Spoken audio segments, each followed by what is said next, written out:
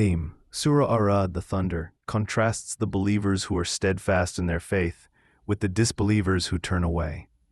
Amidst its profound scientific and theological arguments, there are verses that offer deep hope and reassurance to those who believe. Reminder: Surah Ar-Ra'd thus serves as a powerful reminder that despite the challenges of this world, the path of faith and righteousness leads to certain success and divine favor, both individually and collectively. Introduction: Surah Ar-Ra'd, the thunder, the 13th chapter of the Quran, is a Medinan surah that focuses on the nature of truth and falsehood, the power of Allah's creation, and the certainty of the hereafter. له دعوة الحق والذين يدعون من دونه لا يستجيبون لهم بشيء إلا كباسط كفيه إلى الماء ليبلغ فاه وما هو ببالغه وما دعاء الكافرين إلا في ضلال.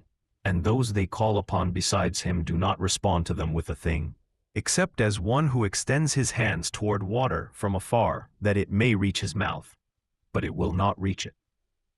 And the supplication of the disbelievers is not but an error. This verse offers immense hope by affirming that only Allah is the true and responsive recipient of prayers.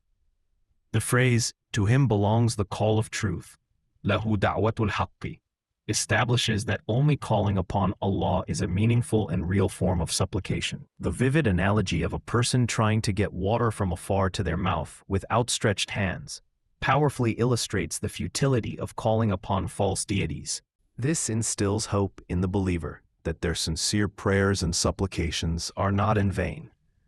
They are heard and will be answered by the one and only true Lord.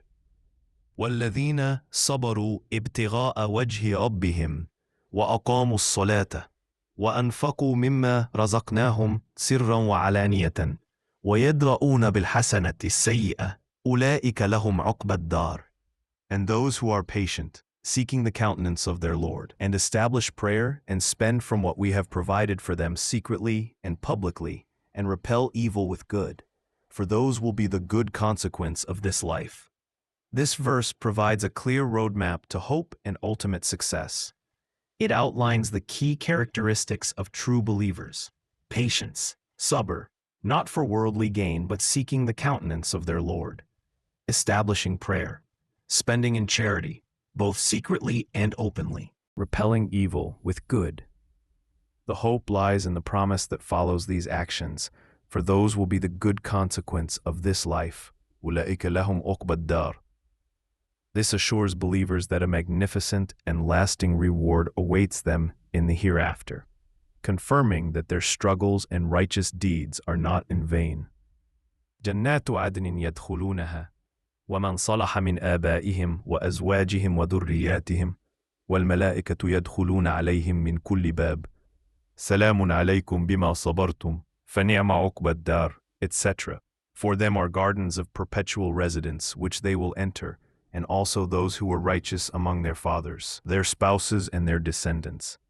And the angels will enter upon them from every gate, saying, "Peace be upon you for what you patiently endured, and excellent is the final home." This verse offers a beautiful, multi-layered message of hope and familial reunion in paradise. The hope is not just for individual salvation, but for the entire family. It promises that the righteous will enter Jannah and will be joined by their righteous relatives, their fathers, their spouses, and their descendants. This is a profound source of hope, encouraging believers to strive for righteousness, not only for themselves, but for the sake of their loved ones. The greeting of the angels, "Peace be upon you for what you patiently endured," also highlights the immense value of patience in the eyes of Allah and its ultimate reward. له معقبات من بين يديه ومن خلفه يحفظونه من أمر الله إن الله لا يغير ما بقوم حتى يغيروا ما بأنفسهم وإذا أراد الله بقوم سوءا فلا مرد له وما لهم من دونه من وال. For each person there are angels in succession, before and behind him, who protect him by the command of Allah. Indeed, Allah will not change the condition of a people until they change what is in themselves. And when Allah intends for a people ill, there is no repelling it, and there is not for them besides Him any patron. While the verse has a stern warning, its central message is a great source of hope. The phrase, "Indeed, Allah will not change the condition of a people until they change what is in themselves. Inna Allah la yughayyiru ma biqawmin hatta yughayyiru ma bi anfusihim," places the power to change one's circumstances directly in the hands of the individual and the community. This instills hope by teaching that our destiny is not fixed or arbitrary.